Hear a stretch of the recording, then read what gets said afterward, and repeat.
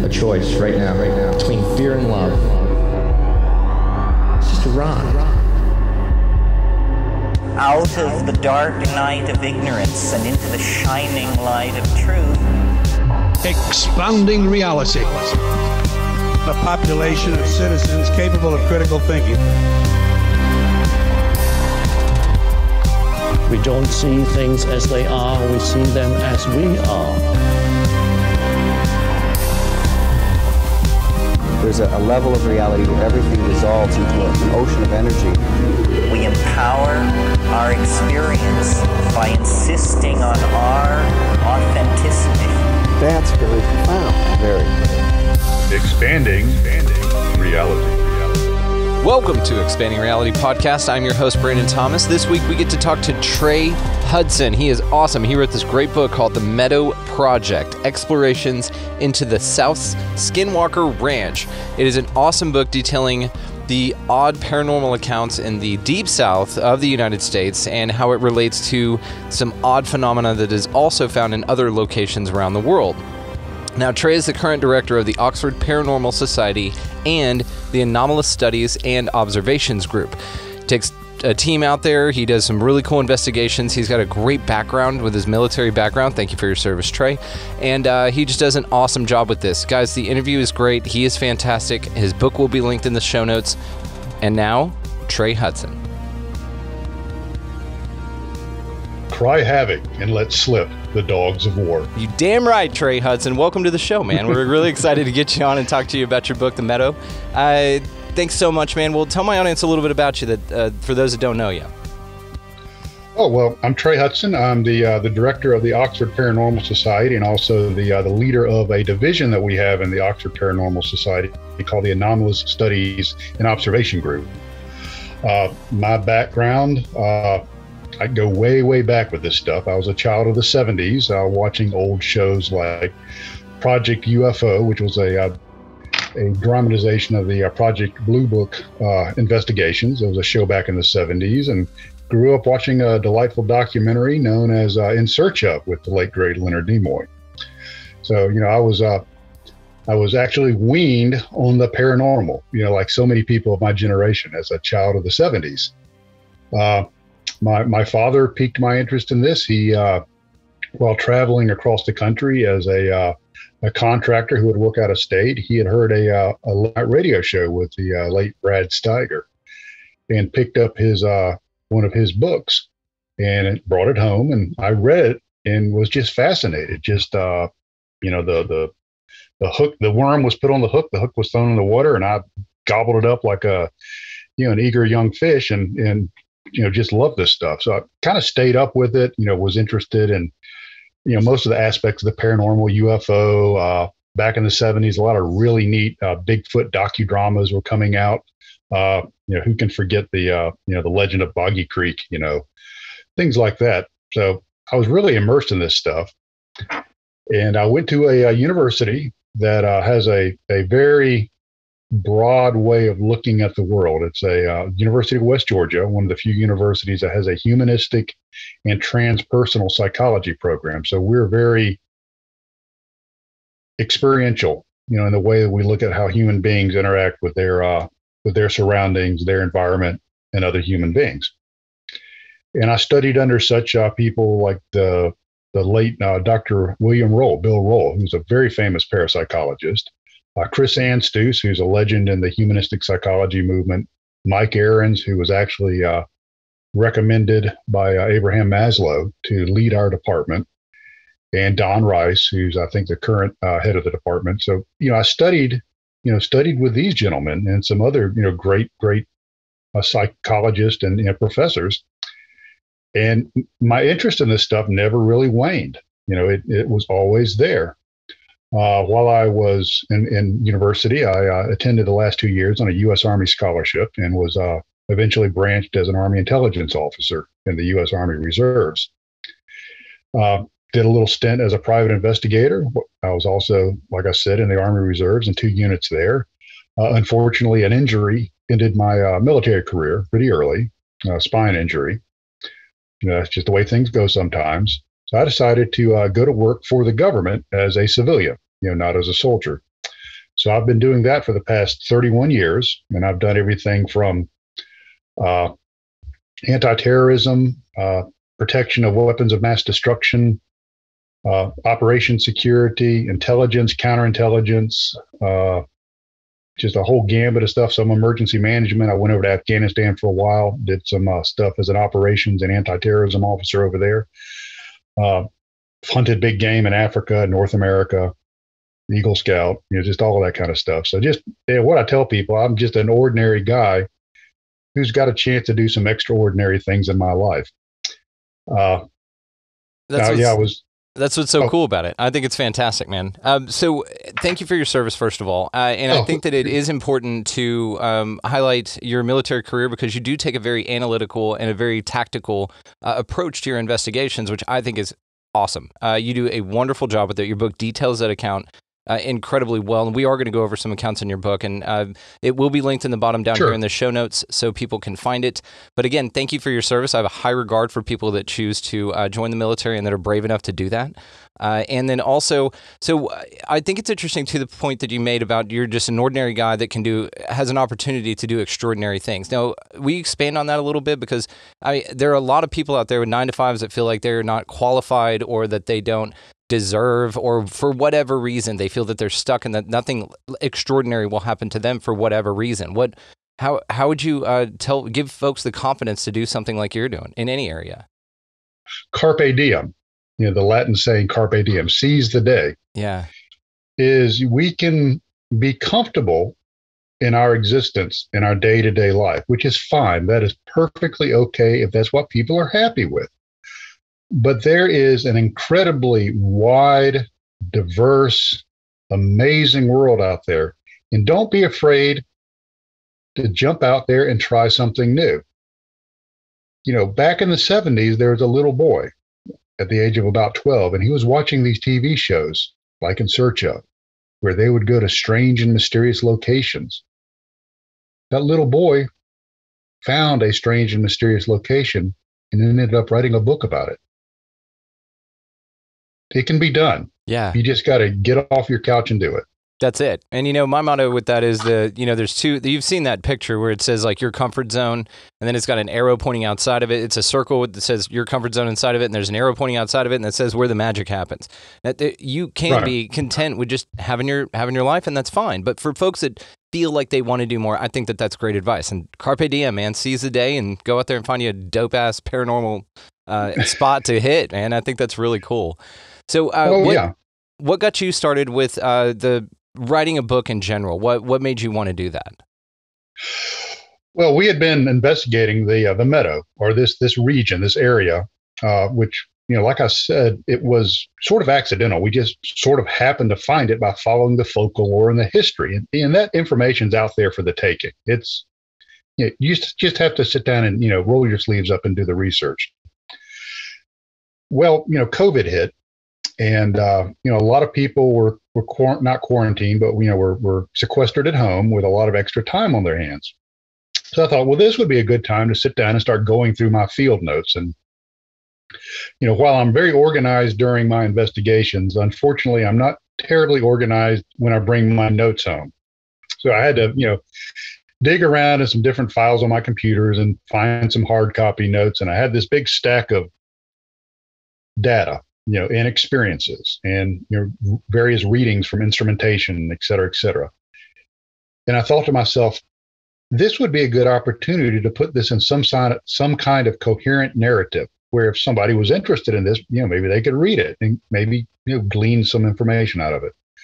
So I sat down, and the way I decided to approach this was an expository type writing that I'm just basically going to say what happened, in a narrative. Like if you and I were sitting down, across the table, drinking some beers, I could say, hey, Brandon, let me tell you this amazing story. And I would start at step one.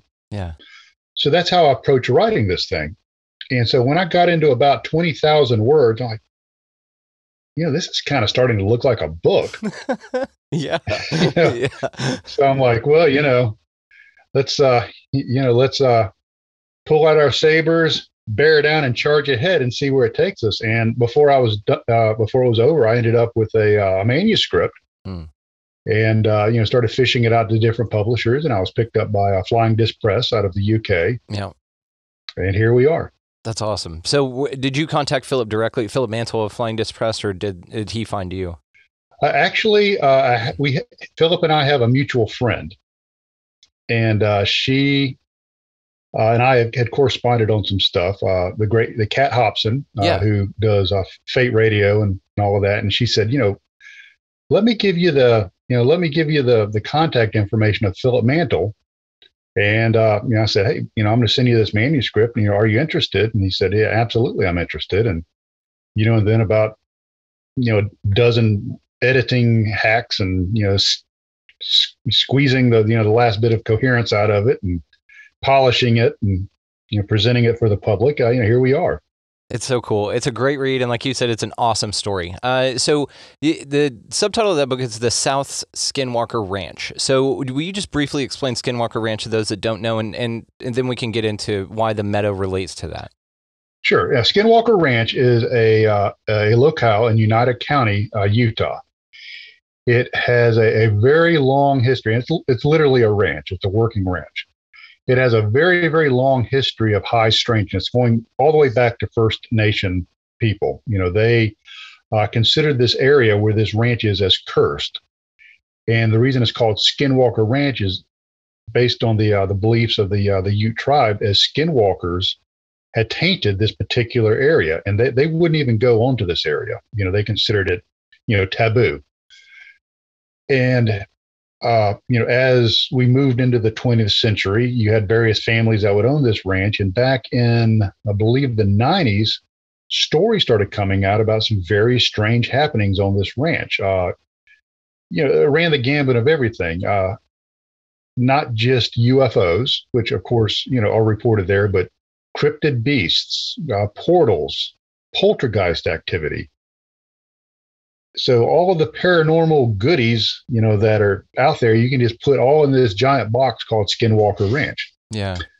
But Skinwalker Ranch was actually purchased by Robert Bigelow, the famous, entrepreneur, owns Bigelow Aerospace and all kinds of other things. And he set together a team of scientists, former military people, and established an organization called the National Institute for Discovery Science, or NIDS. And he sent his personnel out there to investigate this paranormal hotspot. The downside of it is it's starting to come out now that some of the NIDS activities there were actually contracted through Department of Defense. And I'm hearing rumors that it was the Defense Intelligence Agency. And contrary to popular belief, and I can tell you this from professional experience, if the government wants to keep a secret, they can. Yeah. So, as Mr. Bigelow, when he's been interviewed, he says, look, I had a contract and I have certain non-disclosure elements of, this contract, and I just can't disclose everything that went on at Skinwalker Ranch. Well, several years ago, he sold it to a Salt Lake City real estate developer named Brandon Fugel. And Mr. Fugel has owned it for the past few years, and he's a little bit more open with some of his research and some of the findings of his team out there at Skinwalker Ranch. But what really made me tie the Meadow into Skinwalker Ranch, and when I call it the South Skinwalker Ranch, not in the fact that I think it's cursed by skinwalkers, nor is it a ranch, but in a holistic sense, it has all of the same type of elements of high strangeness that is seen out there in Utah, in United County. Because when I started kind of putting together, my notes and looking at all the different elements of high strangeness, I'm like, yep, that's a Skinwalker. Yep, that too. Well, doggone it, this is like our Skinwalker Ranch right here in the South. It's so cool. And there's several of those types of locations around the world where anomalous activity happen, usually on ley lines or where particular energy grids cross. People have noticed that. But it's got to do, and I love that your referral to the Skinwalker just simply because of the variety and abundance of phenomena that are found there. It's not just seeing UFOs. It's not just seeing a Bigfoot. You're seeing every damn thing you can imagine out there. And then it keeps getting stranger and stranger the more you investigate it.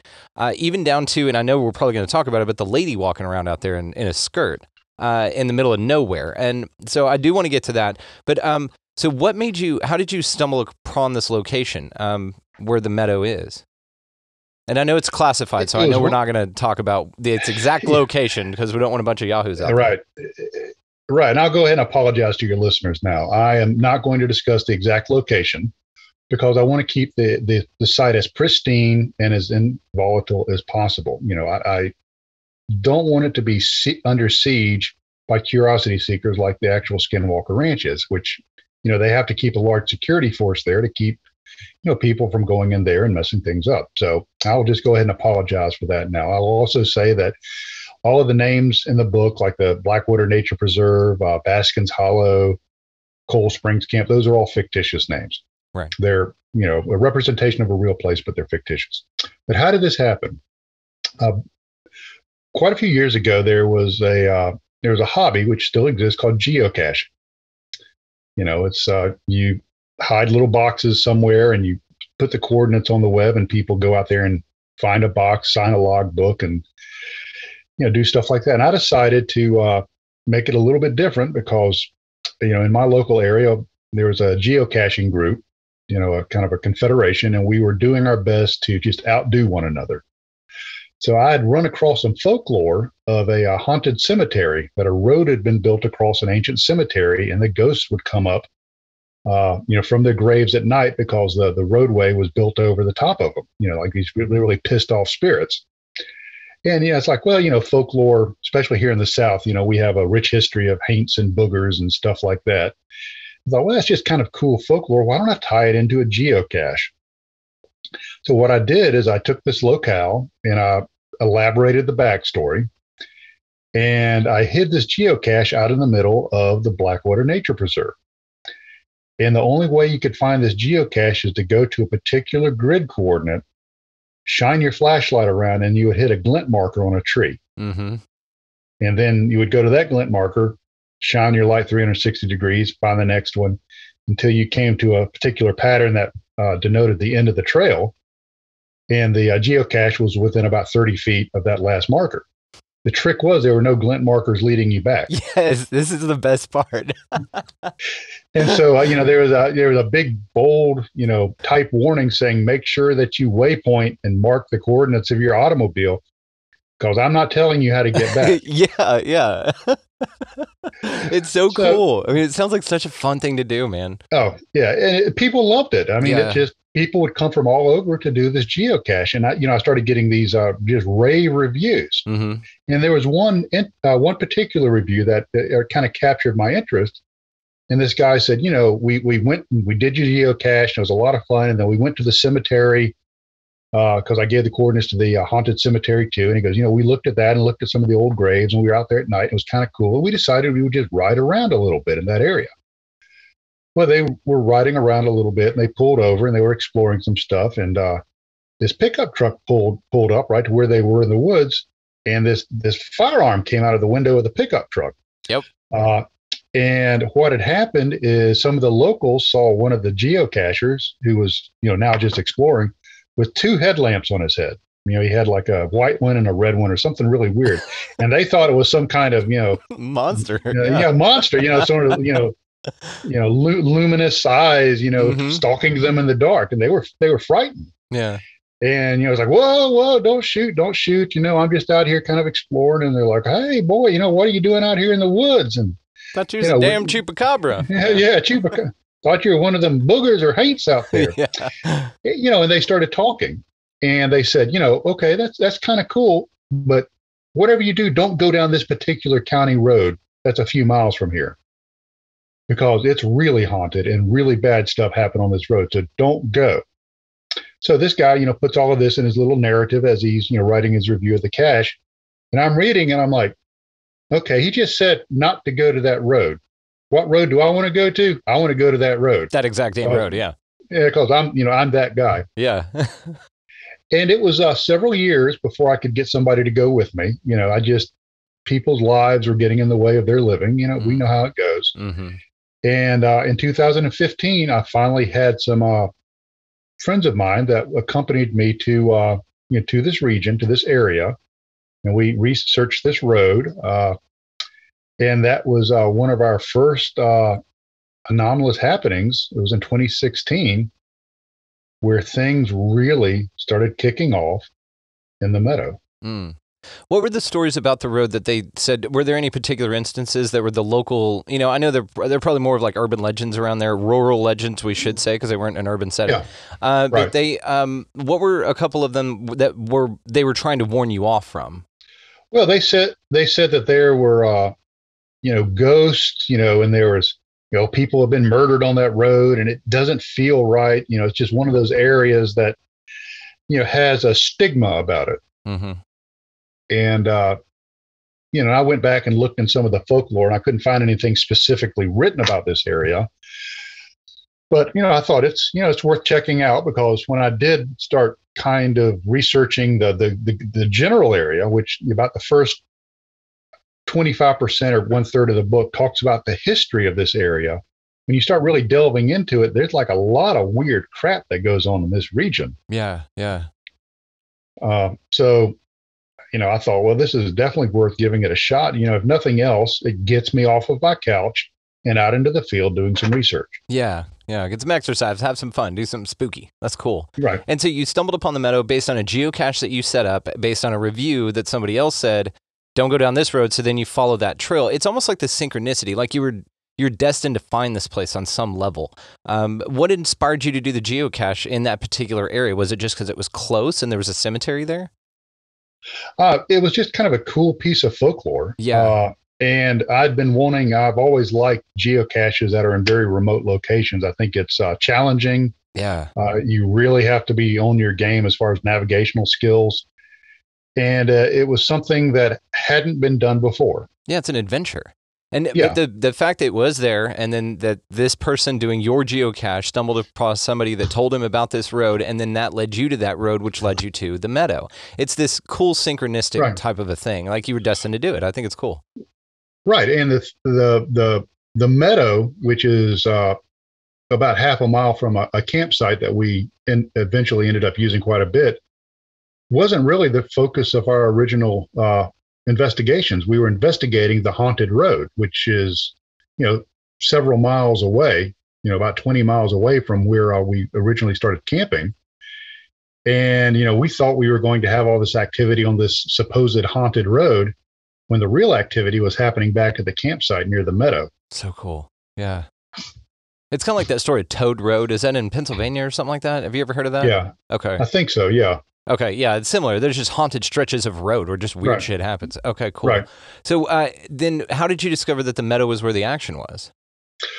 Well, like I said, we one of our first investigations, a friend of mine and I decided to go quite a ways south and investigate this haunted road.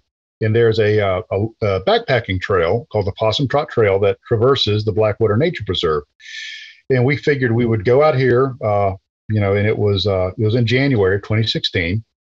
We would hike along this haunted road. We would catch the Possum Trot Trail, go around a mountain called Berger's Peak, and then re-intersect the road and then hike back to our vehicle. And we would just see what happened. Yeah. I have a good friend named Bob that we left back at base camp to watch our gear. We were able to communicate with radios using a local repeater. And my friend Daryl and I, hiked around this peak. And it was the winter time at a high elevation, rainy, cold night, and we heard a quail call, a Bob White whistle, like that. Yeah. And we thought, oh my goodness, this must be something cryptid, because Bob Whites don't live at this elevation in the wintertime. So, we're like, oh, this is so cool. This is amazing. And we thought we had really accomplished something. So we were excited. We get back in my Jeep and we're driving north back to our campsite, and we get on the radio, hit the repeater, talk to Bob back at base camp. Bob, you're not going to believe what happened. And he goes, yeah, right. Wait until I tell you what happened. To him back there at the campsite? Right. So where the action doesn't take place back at the base camp. It's always with your field team. Right. So we got there and eagerly told him about our somewhat lame and impotent Bob White story, which turned out to be, just pathetic. And he goes, well, let me tell you what happened to me. he said that he was, at the campsite, had the fire going and kind of watching the gear, sitting there drinking coffee, was quiet, and he decided he needed to do, what men have to do in campsites when they're remote, when they drink too much coffee. He stepped away from the camp and was taking care of some biological bit. Yeah, that's right. And he's standing there, looking around through the mist and the rain, and the moon comes up. And he thinks to himself, wow, what great luck. It's starting to clear up. I can see the moon now, and the rain is finally breaking. Maybe we'll have a dry weekend. So he's watching this big luminous orb in the sky, and this orb starts moving sideways from right to left. Mm-hmm. And he immediately realized, I'm pretty sure the moon doesn't move sideways. Not in my experience, no. Yeah, no. And so he's watching this thing, and it moves laterally, like I said, from right to left, and stops. And it's hanging there. And in the middle of this luminous orb, he sees a tiny black dot. And this black dot starts growing larger and larger, like the iris of a camera. Yeah. Until it grows so large that all he has is like a white circle or ring, like a necklace of diamonds effect during a solar eclipse. Yep. Okay. And it eventually completely winks out. Mm. A little bit later, he notices a series of lights up on top of a ridge, like a cluster of about 10 lights, like little tiny lights. Not fireflies, because this is in January. Right. And these lights, anomalous lights, play into this experience, throughout, this entire investigation. Or lights in the forest seem to have a real commonality with this particular location. So, when Bob told us about his experience, our Bob White story was a little bit lame. It was pretty pathetic. But so that kind of piqued our interest in that, and the rest of the weekend we did a little exploration and all, and there was a meadow about a quarter of a mile, half a mile away from camp, where this UFO sighting took place. And we thought that we would go there and walk and see if we could find like a track line, from a cryptid or something, and just kind of check it out. And it just so happens it's it's a beautiful spot. It's remote. You can not too terrible of a hike, from our base camp. And we decided it would just be a nice place to investigate. And so we just kind of happened to stumble across it. Yeah. It's amazing. Do you know of any, are there any military bases nearby or installations of any kind? Yeah, there are. But the military bases that are nearby do not do rotary wing, do not do fixed wing. So there's no, they don't. It's more of and I'm not going to go into what they do, but they're more self-contained. They don't send troops out and do things. They're, pretty much everything stays right there on that base. Okay. And it's just because it makes me think of, especially with all the anomalous stuff with the lights, the Rendlesham Forest case, right. Then you've got sightings of Bigfoots near bases. It just seems that the paranormal or these type of activities tend to happen adjacent to military bases. There might be a correlation, there might not. I was just curious. Well, what happened on the next night you guys were out there? Well, really, that was the end of that weekend. The UFO and hiking to the meadow and looking for tracks and stuff. And we thought, well, yeah, this is kind of cool. So why don't we just make it a point to come back here sometime in the future? Yeah. Well, in July of 2016, during the summer, we decided to come back about 7 months later because we were really intrigued by this meadow, and we started really researching it. And the way we decided to research it this time is have some teams set up in the meadow itself. There's a large ridge to the south of the meadow, which the Possum Trot Trail runs on top of this ridge, and a creek to the north. And we decided let's put some teams in the field and have them equipped with FLIR units, which is a heat detecting monocular. It basically detects thermal heat, and see if we find anything. And we sent one of our team members across the ridge, and he was going to act as a driver. He was going to drive anything from the ridge down to us and see if he could push anything to the west end of the ridge, where we also had or west end of the field, where we also had a team that might see something coming off the ridge on the far side of the meadow. So we set up, and this gentleman Bob started his maneuvering, started his trek, and he radioed us, and he said, "Hey, I'm at Point X, which is a well-known landmark." He said, "And I don't remember how I got here." And so we were concerned. Did he have some sort of cerebral event, like a stroke or a clot, or something like that? Did he fall? Is he injured? And we started asking these questions, and he sounded coherent. He wasn't slurring his speech. He hadn't fallen. He just doesn't remember getting to this particular landmark.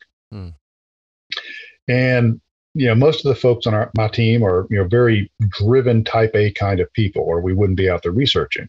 And he's like, "Yeah, no, I'm fine. I want to continue on up over the ridge. Let's not call this off. I'm fine." Okay, fair enough. So he continues over the ridge, drops down into the west end of the meadow, and is moving to link up with one of the teams.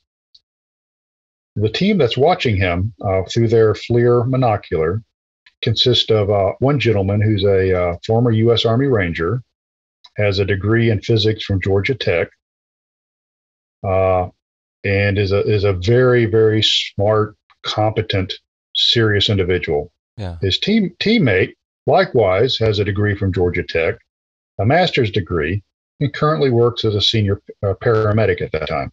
Damn, so again, legit folks. Yeah, solid, legitimate, down-to-earth folks. Mm-hmm.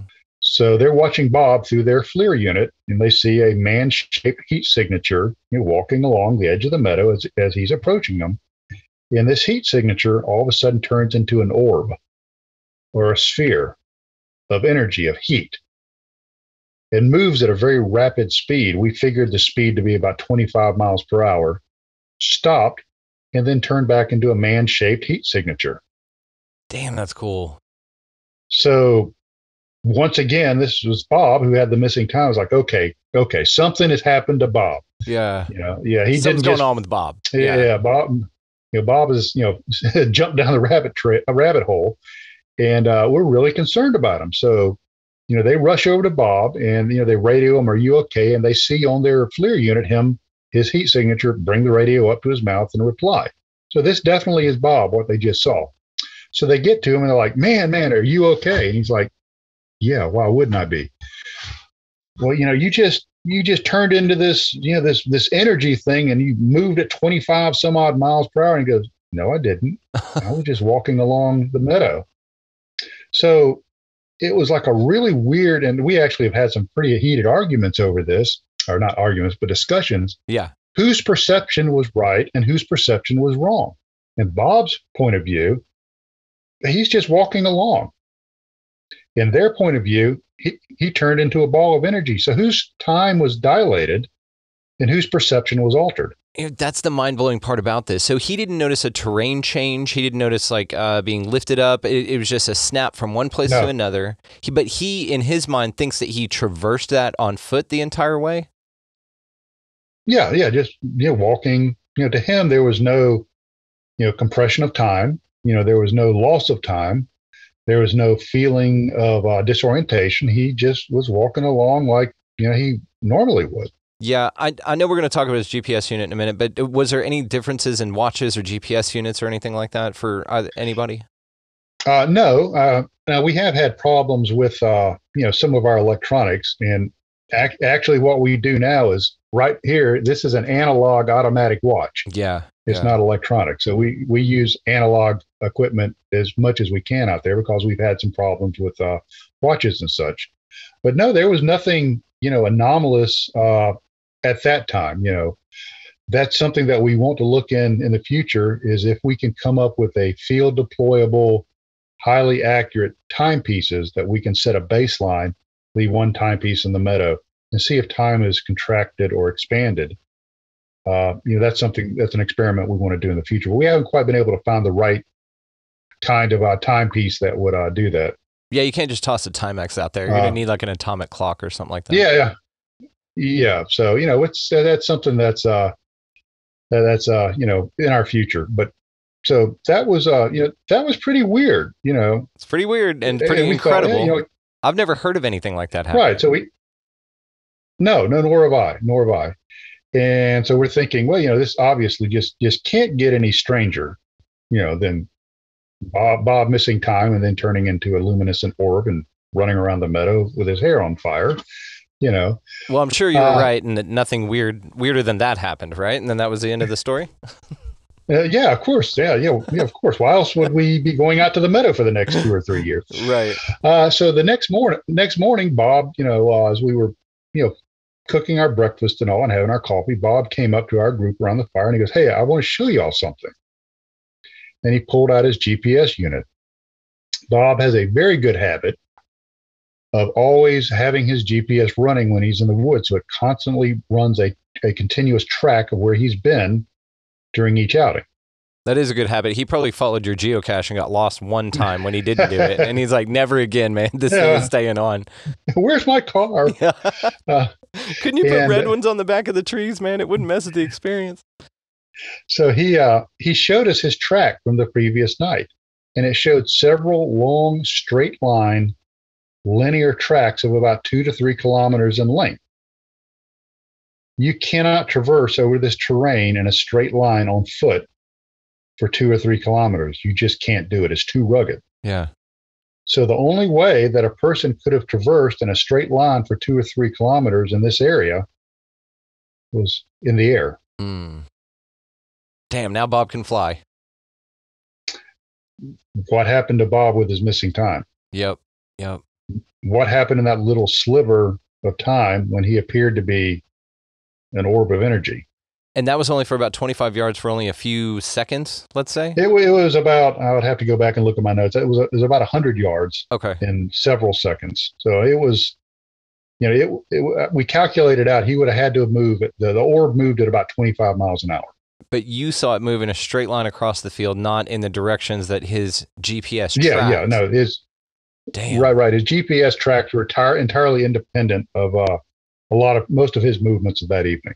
And even that is strange because you'd think if he was wearing a clock or something or a watch, that would be altered if the GPS was altered also. But it seems like time didn't change for him, but the location the GPS said that he was in changed and in extremely anomalous ways.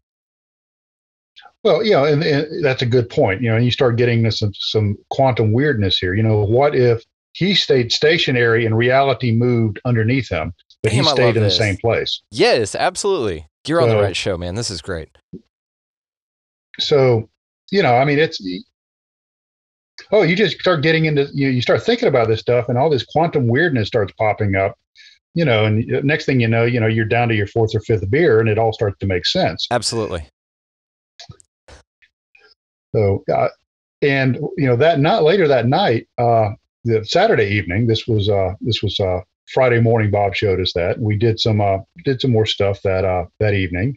One of our base camp operators said, "Hey, this Saturday evening, I see y'all are coming back into camp. I see your green headlamps up on top of the ridge. Why are y'all using the ridge instead of the trail?"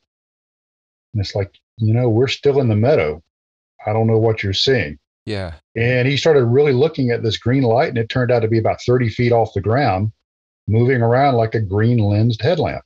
So once again, it's that strange lights, up on the ridges and up in the trees. Yeah. And it is almost associated with the folklore, with like fairy lights and things like that in the forest, especially in the area. So I think it's interesting too that you follow the folklore, which got you to this point, and now you're seeing examples of what, people back in the day that didn't have lamps or didn't have flashlights and car lights and things like that were reporting. Right. And there's, even here in the U.S., you can go back to, this area that we've been exploring is, peopled by folks mostly of Scots-Irish descent, like many areas in the South. And you have a lot of Gaelic folklore that, come over, the wee people, the wisp, fairies, things like that. And then you go and you start looking at things like the Brownsville lights and some other, anomalous lights that are out there. So this is a very real phenomena. Yeah. And, here we are experiencing it, right here in our little, meadow. Yeah. And just like the Marfa lights and just like Richard Rokeby's book, Burton Hill, Bassett Hill. Have you heard of that? 1923, they had those lights over there in the UK. It's very cool. But same type of phenomena, and it is pretty prevalent and in these interesting hotspot type of areas. But that's not all you saw. So where does the story go from there? So the same guy, the radio operator, our base camp chief, once again had to get up in the middle of the night and shake hands with an old friend. And so he's taking care of business, and he notices this white humanoid shape kind of peering around a tree, like the upper shoulders and the head, watching us, watching our camp, maybe 30, 40 yards, 30, 40 meters from our camp. So he goes to wake up one of our teammates she has a very high-end FLIR unit. And he's like, Kristen, wake up, get your FLIR. Something's out here. By the time she can get her wits about her, get her equipment and get out there, whatever it is was gone. To give you some background on Glenn, he's a career paramedic, was a flight medic for many, many years, a very solid, grounded person, a professional, with years of experience, seeing all kinds of high stress and weird stuff through his years as a paramedic and flight medic. Flew all over the world as a flight medic. So, once again, another well-grounded individual. The individual he woke up is a ER nurse. Once again, another well-grounded, educated person. They could never find whatever this thing was, with her FLIR unit. Never showed up again. The next day, several of us have taken courses in man tracking people through the forest. So we went over there and we looked for tracks, disturbed vegetation, any marking on the tree where something might have put its hand or leaned up against it, and we could find no indication of anything was there.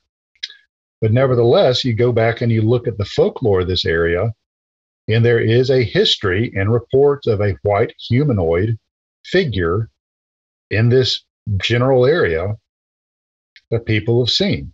Damn, just watching people pee. That's crazy. Yeah. Okay. The peeing peeper, I know that's not what it's called. The peeper. There you go. The peeper. But now I got myself tickled. Anyway, I like to class the show up here, so yeah, you're good. Nothing but the finest entertainment. Absolutely, man. You got to. I love it. That's gonna be my tagline. I'm gonna throw that in the intro. So what happened after that? So no physical evidence left by this being, but there is a history of folklore in the area with the exact entity or with the cryptid that you saw. Right. Yeah. So that was kind of the one of the last things of that weekend. The white entity or creature looking at us, and so. We're like, well, crap, this is like a really cool, fascinating place. Why would we not continue to come back here? Yeah.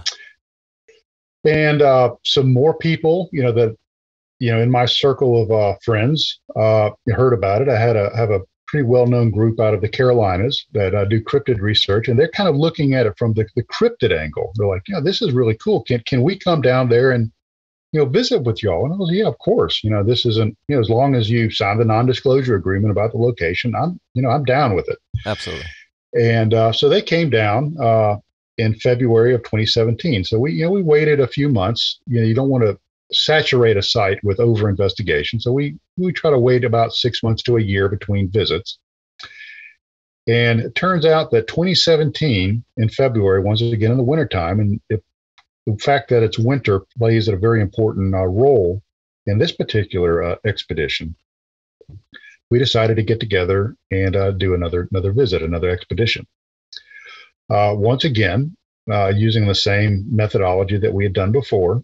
And before we ever go out in the woods, we always have a pre-operational brief. Everybody knows where they're going, what their mission is, who the teams are, what the radio call signs are, who's running the radio net back at base camp.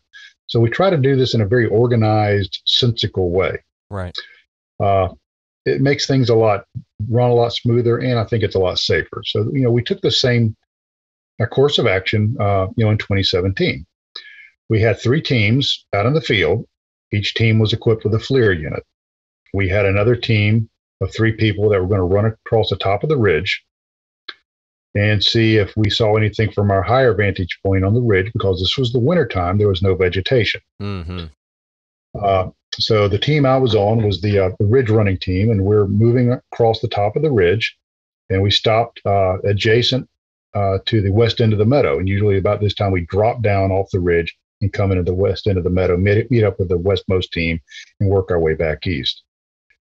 While we were stopping and gathering our gear together, getting ready to drop off the ridge, one of our team members noticed in his FLIR unit 3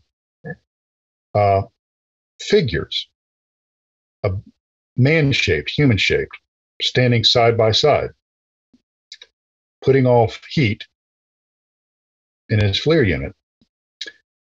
These 3 figures meld into one figure. Damn. And I can get into some interdimensional explanations on why that is. Yeah. And why that would appear that way. Yeah. With 3 legs that drops down into a two-dimensional world, you're going to interpret that as 3 individuals or 3 things. But as the stool keeps moving through the two-dimensional world, the legs mold into one. And then as it passes through the two-dimensional world, it disappears from the perspective of the two-dimensional world people. So that might be what we're experiencing, is things winking in and out of existence in our dimension. And we're seeing things that appear to be multiple, but are actually part of the same entity or organism or machine or whatever. Yeah, like that Flatland book, written back, what, right. in the 30s? Yeah. Okay. Yeah, absolutely. Right out of Flatland. Yeah. So we observed this, and it's like, well, holy crap, there's something's down there. Yeah. So we immediately drop down off of the ridge and go to, start approaching some of the other team members. And over the radio, we get communications from the team that's in the middle of the meadow. And they said, we're picking up something very strange on our FLIR unit. And it's like, well, what are you picking up? And they said, we're picking up these cubes forming that were about 10 meters by 6 meters by 6 meters, like basically like a big box. Yeah. Okay, which is interesting because if you go back and you look at the history of Skinwalker Ranch in Utah, there's a history of these flying boxes. Yep. There's also a history of flying boxes attacking people, UFOs, in Brazil. It's like the ghost of an angry UPS man, Yeah, or something, or a haunted mailbox. Yeah. Well, the black cubes have been seen as well. I mean, those are. There's been reports of those in Texas, UFO type things. Yeah. So, what was the composition of these boxes that you, as much as you could tell, were they like metallic or? Well, it was just like a faint heat outline of a box. Right. Okay. Very, very faint. Not terribly different than the ambient temperature of the surroundings, but noticeable. Yeah. And several of the team members were picking this up on their FLIR unit. So unfortunately, on FLIR units, you don't run them in the record mode all the time. It eats up your battery life, and you have a finite amount of space that you can record data. So about the time he hit record, it started dissipating. So it's like, oh well, we've got the experiential data here. People, we're going to record this when we get back to camp. So we met up with that team, and it's like, well, let's vector one of our groups into the area where this box or cube was, and see if they can detect anything. Well, I think I sent you the video of this. It was so cool. You did. And our team is approaching where this box or cube was. And remember, this is in the wintertime. There's no vegetation. Mm-hmm. As they approach the area where the cube is, there are red or the white hot heat signatures on the FLIR, and they disappear. Yeah. They wink out of existence. It is so cool looking. And it was so startling that the audio is, you can hear one of the team members say, "Did they just disappear?" Mm-hmm. Mm-hmm. And from the team's perspective, all they encountered was they went to this area, and it seemed really dark and very environmentally dense, if that makes any sense. Very heavy. Yeah, absolutely. And when they approached this area, they didn't encounter any resistance. There were no brambles, there were no briars, there were no, tanglefoot vines, nothing like that. And when they turned around to come out of it, they started encountering briars and brambles and fighting their way through bushes that weren't there before when they went in. So it's almost like there was a little bubble of altered reality right there where that was. And it was dissipating as they were standing there, experiencing this. And by the time they started to come out of this location, everything had returned to normal, which was, dead vines and, dried up brambles and sticker bushes and stuff like that. Yeah, it's like but it wasn't enough to. It's like a glitch in the Matrix, man. Yeah. Right. And, but it's important to note that there wasn't enough, briars and brambles that would mask their heat signature because all this stuff was dead in the wintertime. Yeah. While one of our team members, she was watching this, she turns to her right and there's a little tiny copse of trees. And she says, "Who or what is that?" And there's one or two heat signatures that appear to be some sort of entity giving off heat watching us. Yeah, and in the middle of nowhere, because you guys were all together. Yeah. Right. Yeah. So cool. And all of our teams were, right there. So we had accountability for everybody. So once again, there were these things, these entities putting off some sort of heat, observing us. So, once all of this, we got the team recovered and we all got together and we were discussing among ourselves, should we continue investigating? Or should we go back to our campsite, do an after-action review, try to record this, while it's still fresh on our minds? So we're debating this back and forth, and I pretty much had to put my foot down and say, look, okay, this is amazing. This is remarkable. We have probably the only known footage, video-wise, that I'm aware of somebody approaching a portal and disappearing. I don't know if any out there. Not declassified if they are there. Yeah. Nothing in the public sector. Right. And so I'm like, okay, we're going to go back to camp and, debrief. And I get this radio call from Glenn, who's our base camp operator. And he goes, "Hey, Trey, there's somebody here that really wants to talk to you."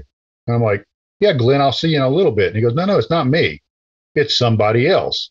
And I'm like, "Somebody else? What are you talking about?" He goes, "Yeah, we have a visitor." Okay. Yeah.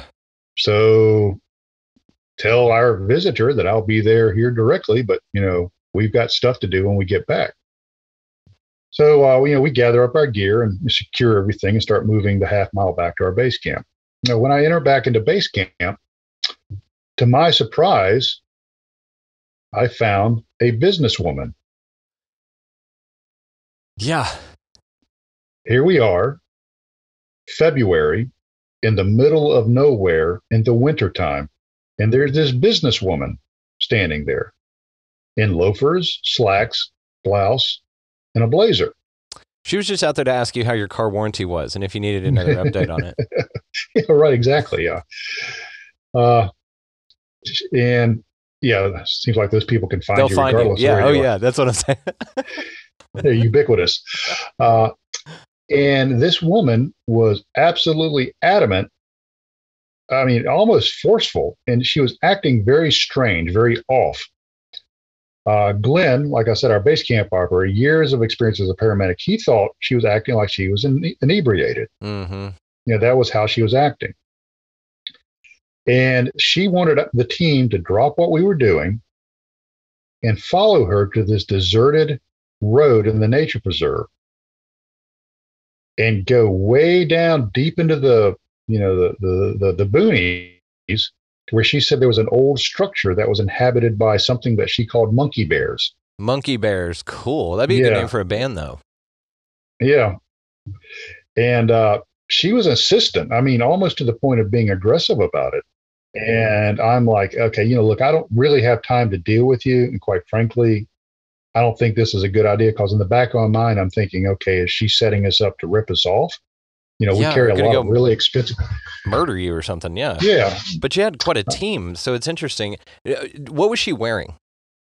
She was wearing loafers, yeah, slacks, a blouse, and a blazer. Nothing geared up to be out in the winter. No, in the middle of nowhere. No, like she just came out of an office. Yeah. So it makes this even weirder. And so, she's just acting really weird. And probably the strangest thing she does is she's talking to us, and then she stops, and she walks out about maybe 20 yards, 30 yards from where we were, and she's still in the edge of the light of our lanterns and lamps, and she squats down and urinates. Yeah, that's odd. You don't see that every day. No, you don't. And so we got the woman's name, and I started looking into it afterwards, and there actually is a woman by this name in this area that matches the description of the woman that visited us, that is a licensed professional. And I'm not going to go into what her profession is, but it's something that you have to be highly educated and be licensed. And, talking about education, something that I forgot to mention is when she was talking to me, she started asking, where did you go to university? And I said, at the University of West Georgia. And she goes, oh, I went there too. I'm like, yeah, okay, sure. Said, what were some of your professors? And she started naming off professors that I knew. Oh, that's odd. She goes, I have a degree in psychology. And I'm like, okay, that's weird. So you're naming off professors I know. You're claiming to have gone to the same university as me. Then you have a degree in the same field. But what are the coincidences of a wayward businesswoman in the middle of the forest in the wintertime wearing her rather snappy loafers and blazer, going to the same university and studying with the same professors as I? Just out there with some breakthroughs on some monkey bears, bro. Right. It's an odd thing anyway, but she does sound drunk, dude. I mean, but either way, she wasn't dressed for being out there. And how the hell did she find you guys? Right. And it was, I started doing some research into it, and I came across some encounters of that people had with the men in black. Yeah, that's what it sounds like, a woman in black, yeah. And, they're improperly dressed for the occasion, or their attire is antiquated. They don't understand social cueing. They don't, their mannerisms are off. They don't understand facial communications and body language. And they don't have a sense of what is and is not proper, i.e. urinating in front of a group of people you don't know. Yeah. Is not proper. I mean, we just met, maybe after a couple of hangouts, Yeah. So here are the options. Is either A, I encountered a real professional licensed lady in the middle of the woods in her blazer, having the absolute worst night of her life, which, if disclosed, would probably ruin her in her career. Yeah. That's option one. Yep.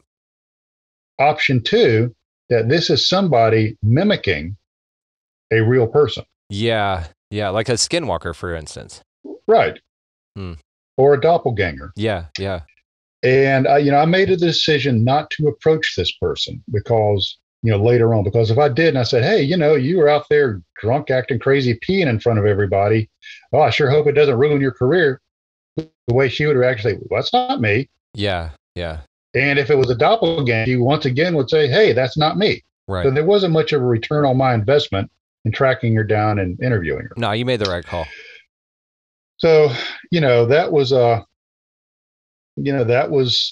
that evening we finally got her to go away, and she just struck such an odd nerve in all of us that my buddy, who's the ranger, I said, Tim, do you have your sidearm on you? And he goes, yeah, of course. And I said, you and I are going to move outside of the camp about 50 yards, and we're just going to go around the camp to see if anybody was left behind, because I am not comfortable with this whole situation. And so she eventually left, and we were able to do our after action review. And the transcript of our after action review is in the book. It's word for word. And when you read through it, these are real, down-to-earth, professional people describing what we encountered that evening. And it's absolutely remarkable. Yeah. It is, man. I'm stuck on the monkey bear thing. Did you ever go find it, or did you ask her where the structure was? Maybe that's your next book. The next day we had a few hours before we had to break camp. We did find this road and we drove down it, and it was gated. The Department of Natural Resources had it gated about halfway down its length, and we hiked maybe 2 or 3 miles past the gate. We never found a structure. We were not, beset upon by wild monkey bears or anything like that. Yeah. Well, and go ahead. Yeah, or gummy bears or any kind of bears. any damn bears out there, yeah. Well, it is interesting, too, because if she was just some drunk lady, then the behavior kind of checks out. But the oddities are the weird stuff, the like you said, the Men in Black type of thing, where they're socially incredibly awkward. They are not dressed for the occasion. They've got weird. Now, did you notice like her skin looked a little off or gaunt or anything like that? It was dark, and we were operating off a lantern light, so I really didn't get a very good look at her like you would in the sunlight. Did she have an interesting like foreign sounding accent or anything like that? Not that I recall. No. Sometimes they talk a little weird, a little robotic. Yeah. Right. Okay. Now that something you mentioned, you refreshed my memory because I'm going off an abbreviated set of notes. Yeah. After we got done with our after action review, one of our team members by the name of Lee heard a voice, a metallic, robotic sounding voice off in the distance as he was returning to his campsite, where he had his tent set up. So, once again, a disembodied voice, you go right back to Skinwalker Ranch, and they've got, reports of, people hearing voices, 30 yards above them, and here's Lee hearing this strange voice, coming from the woods that sounds, metallic or robotic. Yeah.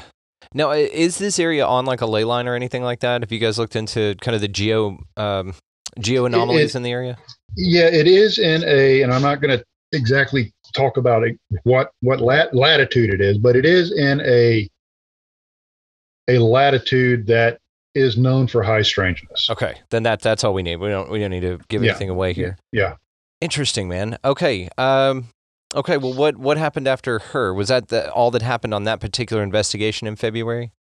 Yeah, pretty much that was it. I say that's all. It was crazy. Yeah. I mean, that was it. Yeah, it's pretty mild compared to your last one. People turning into orbs and then missing time and disappearing from flare cameras, and then cryptids standing down there giving off heat signatures where nobody else was.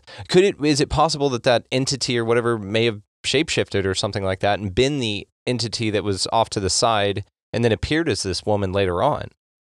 I mean, anything goes out there, right? Who knows? Yeah. Okay.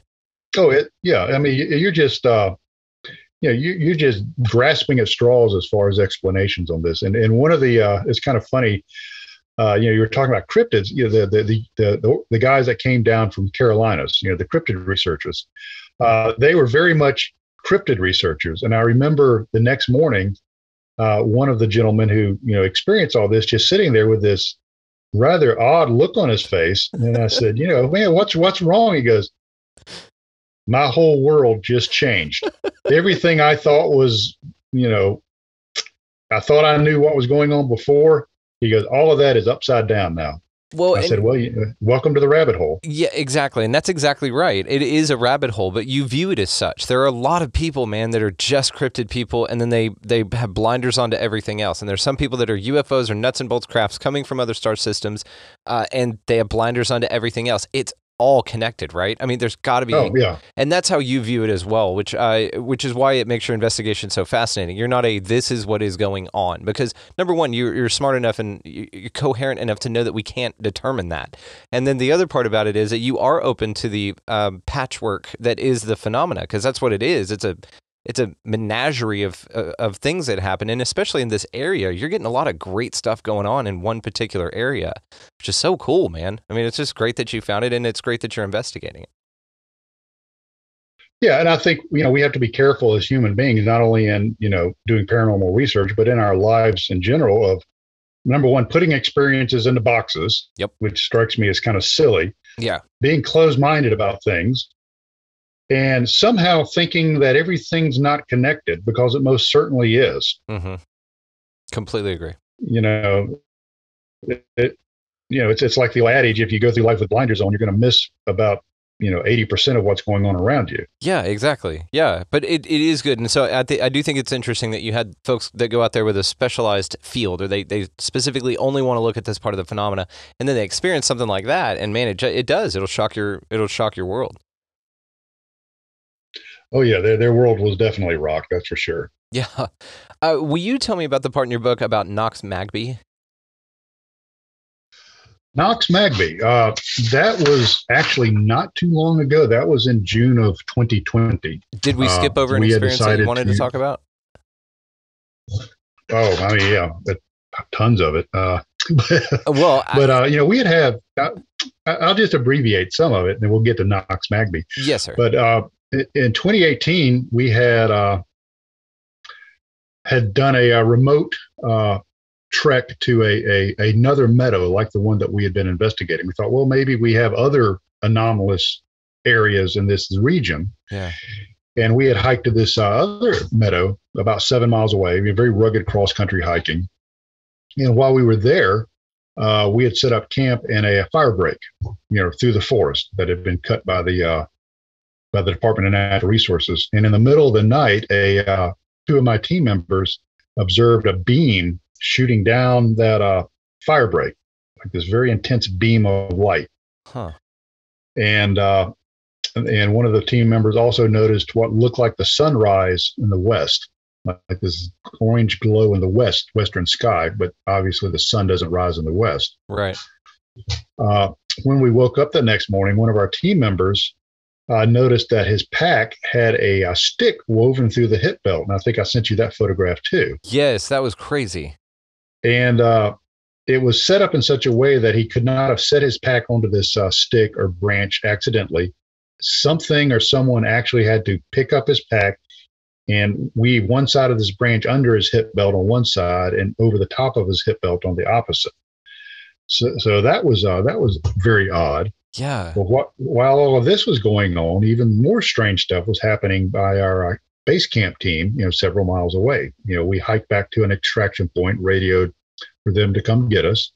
And we got back and we were surprised when other team members started relating their experience in the meadow that morning. They had gone out there and they had noticed two, for lack of a better term, I'm going to call them tracks. Okay. But they're not really tracks, but it's like you would imagine like a tractor trail, through high grass. Okay.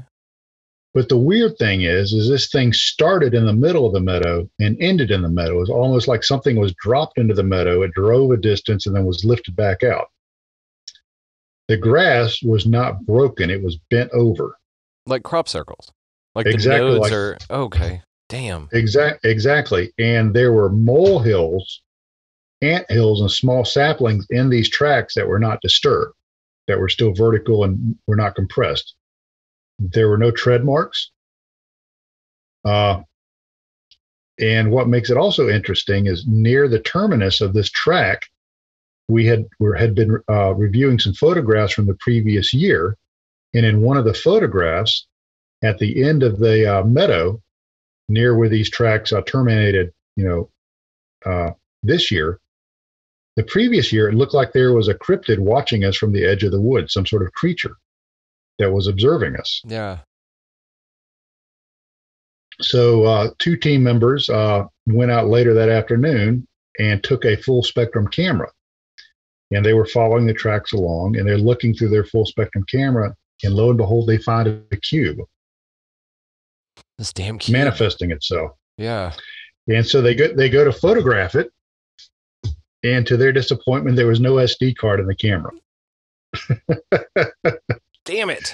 These are seasoned researchers, and they just, I had a whole, litany of apologies, when they got back. It happens to the best we went of us, back out there, and we could, and it was gone. The anomalous cube was gone. But once again, these, one's a very well-known cryptid researcher. His partner is a electrical engineer, very down-to-earth, scientific kind of guy. Both of them sent me affidavits. This is what we saw through the full spectrum camera. And so, it's a valid, witness statement. Absolutely. Something else we tried back in November of 19 is an SD session. Oh, like which a spirit I don't know box. if your listeners are familiar. Yeah, with a spirit box. Okay. But It's for the listeners that aren't familiar, please. Yes, sir. Right. Yeah. They've. I'm sure most of your listeners have seen the ghost shows. Where they use a ghost box. The SD session is similar to that, but with a little bit of difference, where we try to take out any kind of chance interpretation by the listener.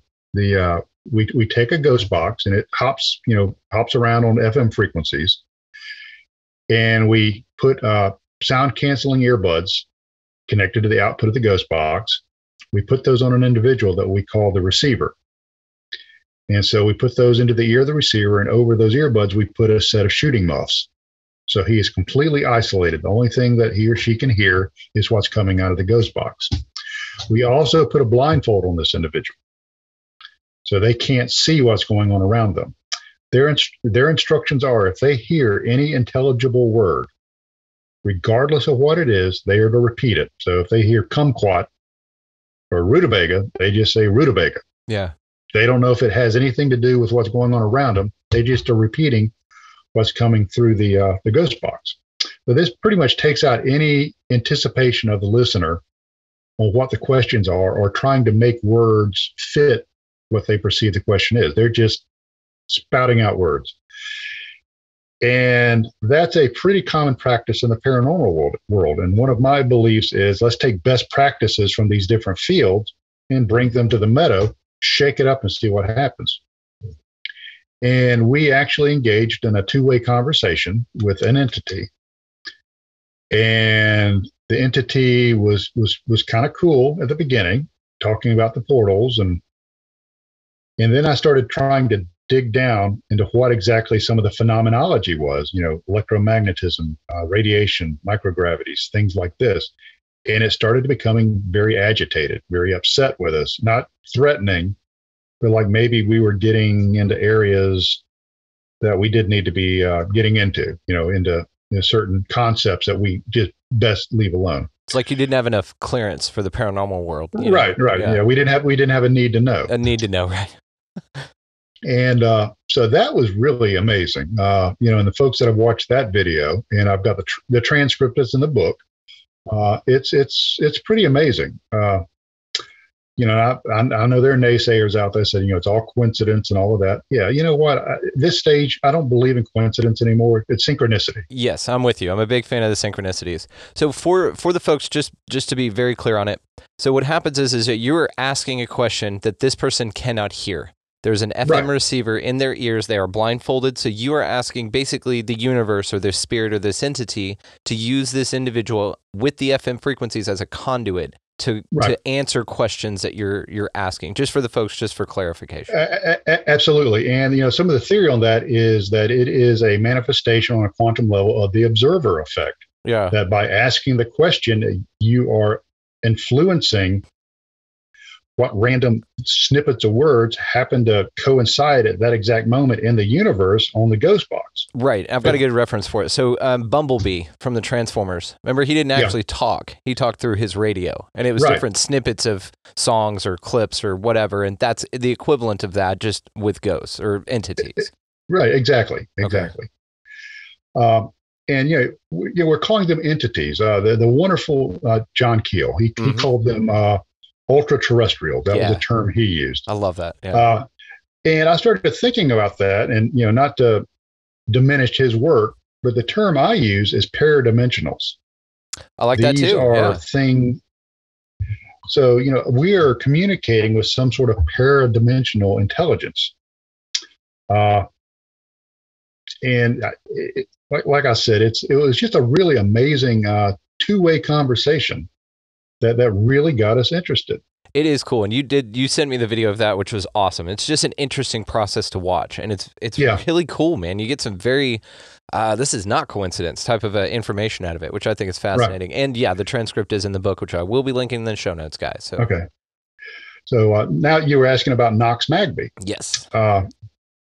We decided to go back in June of 2020, not too long ago.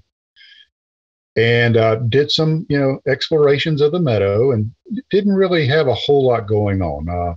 We had some vehicles that would lock themselves back at our base camp. We weren't able to stay right at the meadow because COVID had shut down some of the developed campgrounds. The Department of Natural Resources had shut them down, so we were doing what's called dispersed camping. And we were staying at a very primitive hunt camp several miles away. So other than having some vehicles lock themselves and unlock themselves back at base camp, it was pretty uneventful. But while we were at the meadow, once again, Bob, who's like a freak magnet, he was he stayed back at base camp. That should be his call sign for his radio. Yeah. Foxtrot Mike, Yeah. We were while we were out, he said that he heard the crunch of the gravel of a vehicle driving down the road through the nature preserve. And it's a very distinctive. Anybody that's ever heard a vehicle drive down a gravel road, in the woods, it's very distinctive. Yeah. So it was a very dark night, pitch black, and he's waiting to see a set of headlights. He'll come down the road. None ever appear. And he hears whatever it is, go past him and stop. And what makes it interesting is the only way that you would be able to drive down that road that particular night would be to use the most advanced night vision equipment that the U.S. military has. It was that dark that night. And no lights. And no lights. Yeah. Nothing. He never saw anything. He just heard it, move past him. So, what did he hear? I don't know. Something unexplainable, man. So while all of this was going on, we were out in the meadow using Stephen Greer's CE5 protocol. Yeah. So we're trying to see if, anything wants to come and manifest or, come visit with us. And, much to our disappointment, nothing really happened other than we saw an extraordinary number of what appeared to be satellites traversing the night sky, about 40 or 50 of them, a whole bunch of satellites. Were they in a row or just kind of off?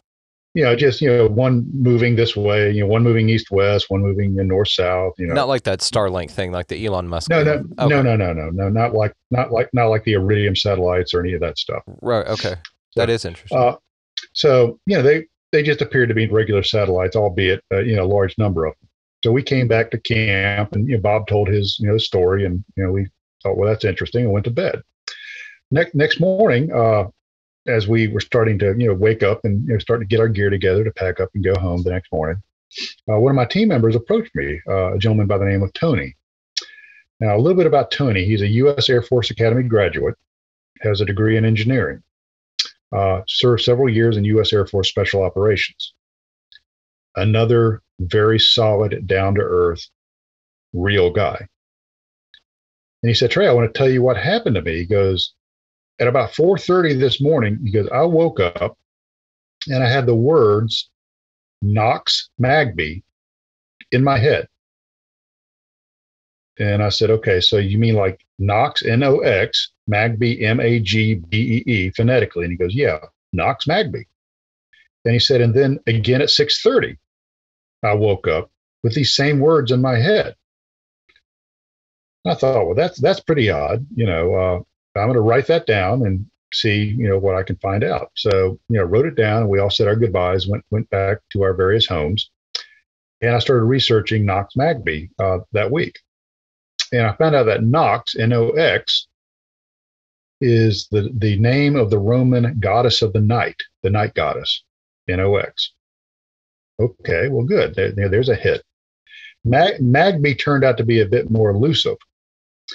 And I found an Old English word called magba, and it means kindred or children in Old English. Now, Old English was spoken in the early part of the Dark Ages, right after the Romans had left Britain. So it's reasonable to assume that Knox and Magba were contemporaneous, that the people that were speaking Old English would know about Knox because, the Romans had occupied Britain for a number of years. So I put these two together, and what you have is children of the night goddess. So you wonder, what are children that come to us at night that are small in stature that have been reported over the millennia? I'll give you a hint. One of them is on the cover of Whitley Strieber's book. Yeah, the Greys, man. Yeah, absolutely. Yeah, the Greys. Yeah, with communion. Yeah. Damn.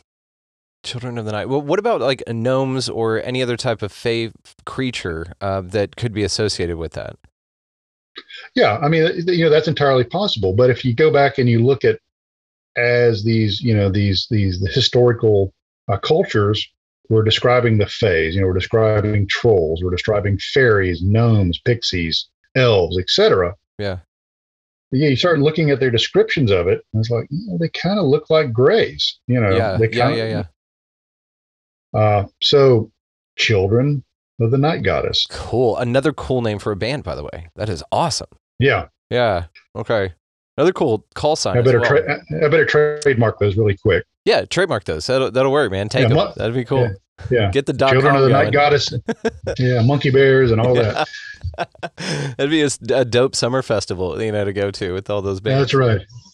Well, that's so. What happened after that? So, we decided to, go home and go back to our regular lives. And my good friend Tim, the former Army Ranger, he and I started communicating, and we came up with an idea of he and I backpacking into the Meadow and actually setting up just the two of us, bring our equipment, and actually immerse ourselves in that environment. And so, we were planning that for the end of July of 2020, just a few months ago. And so I'm getting my gear together, and I started doing some research of the, and I'm going to butcher the name of it, the Hachu Bacau Forest in Romania. Nailed it. Which has some very strange stuff. And there's actually a video of a fellow doing some research out there who was yanked off of his feet by an unseen force, and had some medical issues. Once his team finally got to him. So I'm thinking about all this in my mind. Okay, what do we need to do about safety protocols? We need to explore this phenomenon, but we need to be safe and sensical about it. And so I'm thinking about all this stuff and trying to get my gear ready. And on Sunday morning, on the 19th of July, I get a phone call that my good friend Tim had collapsed while visiting a mutual friend, and he died that morning. So that was a kick in the gut. He was an integral member of ASOG, the Anomalous Studies and Observation Group. And in some of the later chapters in the book, I talk about how we all did a lot of soul searching. Should we continue? Do we want to continue? How can we go forward without this integral member, of the group? Without this driven, this knowledgeable, this focused individual. And we decided to go on, and we decided to continue with the visit, the expedition in July of 2020, albeit modified a little bit. We weren't going to go and hike and spend it in the Meadow. It was a very sad outing. Yeah. But something we felt like we should do. But not without some discovery. During that outing, we hiked back out to the Meadow, and there was an area where I had experienced some very, very intense disorientation, almost to the point where if I hadn't had another team member with me, I could have gotten lost in an area that I'd been, numerous times. And like I'd mentioned before, I'm an Eagle Scout, a former Army intel guy. I've hunted big game in Africa, North America, backpacked all over the country. I don't get twisted around in the woods, especially places I've been. And, that event was so startling that if I hadn't had another team member there and had radio comms back to base camp, I could have ended up in one of David Paulides' books. Yeah. So David, if you hear this and you're interested, give me a call. Talk about what happened on this. We'll get you hooked up. Yeah, but so we months later we returned to this spot, and very close to where this happened, in a small island in the middle of a stream adjacent to the Meadow, we saw a sapling. The sapling was about 12 feet tall, and the top of the sapling had two branches growing out of the top of it, where it came up and then split. And those two branches have been brought around and fastened at the top into a perfect oval, almost like the top of an oval of an ankh. Damn. And that's not something you'd ever seen before, so it wasn't something that happened yet at a young age and then grew that way? No. It was done when it was a 12 we foot tall. Yeah, and it was in a little island in the middle of a stream, 12 feet up in the air. And I don't know how you could do it without damaging and destroying the sapling. And it was so odd that we took a photograph of it and decided to leave it alone. And the last time we went and visited it last weekend. It no longer was like that, which is fine. But I started doing some more research on that, and that particular oval shape, in some cultures, denotes a doorway or a portal or an entrance. That's the symbology of it. Yeah. So it's strange that we found this sapling tied into that shape, that structure, at the beginning of the meadow, where we've experienced all of these strange portals and, shifts in dimensions and all of this. Yeah. That is very odd for a very odd area. I mean, it's par for the course out there, but it's still an interesting find for sure. And then it's even more interesting that it was undone the next time. Huh. Well, you're an Eagle Scout. What kind of knot was it? Was it a bowler, or what did they have that strapped up at? Well, it was really more of a lashing than a knot. If we want to get real technical about it, but I knew you'd know. That's why I asked. But it was like I said, in this island in this stream, 12 feet up in the air, so we couldn't really get close enough to it to really determine exactly how it's fashioned. But it looked almost like a lashing, like layer upon layer, wrapping around the two ends of the two branches. And the tree probably wasn't strong enough to support weight for somebody to climb up there, tie it off. It would have just broken. No, it wasn't any more than maybe an inch in diameter. It was, a real wispy sapling. Interesting. Okay. Well, maybe it was one of those monkey bears, dude. Yeah, it could have been, those damn monkey bears. But I think the portal idea is very cool. I think that is an awesome concept, and it just kind of fits in with the area. It's just such an anomalous zone out there that you guys have stumbled across. So what else has happened out there? Well, as recently as this past weekend. Yeah, I know you went out there. You said you had a very interesting account. So what happened this past weekend? Well, we decided to set up some new pieces of equipment we have, which are the Psionics color night vision cameras, which are really, really a cool piece of equipment. And we set up at Stevens Lake, which, I go into a lot of detail on some of the anomalous happenings at Stevens Lake. And I recorded 2 sets of lights hanging in the air, stationary. And they were so stationary that at first I thought I had discovered a radio tower that I had just happened to ignore all these previous times. And these were the anti-collision lights halfway up a radio tower. They were that stationary. So I looked up above them, thinking I would see the red anti-collision beacon on the tip of the tower. Nothing was there. Just these 2 lights, 2 pairs of lights hanging. They look like headlamps or headlights, 2 lights close together, flashing in tandem, two sets of them. And then they slowly started to traverse across the sky, very slowly, and they'd stop and be stationary for a while. Then they'd move laterally, and they'd stop, and then they eventually moved down below the horizon where we couldn't see them. What makes it interesting is that whole evening we had noticed a lot of air traffic, aircraft. And you could see the red anti-collision lights on the underside of the aircraft. You could see the red and blue navigation lights on the edge of the wings. And they were very distinctive. You could look at these and say, these are obviously airplanes. These 2 lights were so different than anything else we saw that evening that it really struck me as interesting. And I'm going to do some more analysis on the video in the future. Yeah, for sure. Are you familiar with the Oz effect at all? No. Okay, so the Oz effect has to do with whenever either a UFO sighting or you're walking around in the woods and a Bigfoot appears or some sort of paranormal activity occurs, or right before it occurs, everything goes absolutely silent. No birds, no wildlife of any kind, no noise from trees. Everything sounds like nothing, and it's called the Oz effect. And it usually is associated with experiencing paranormal phenomena. Have you guys experienced something like that out there? Not exactly like that. No, that doesn't ring any bells. sometimes when we go out there, we notice there's not a lot of wildlife. Okay. And Yeah. it's an area that you should have, just buku's wildlife. Right.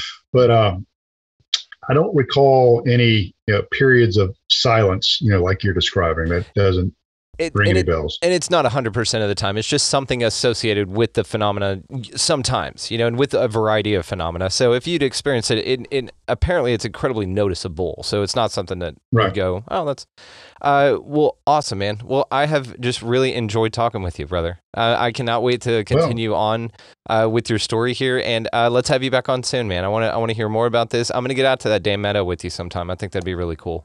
Yeah. Well, you have an open invitation. Thank you, my friend. I will definitely take that up on you.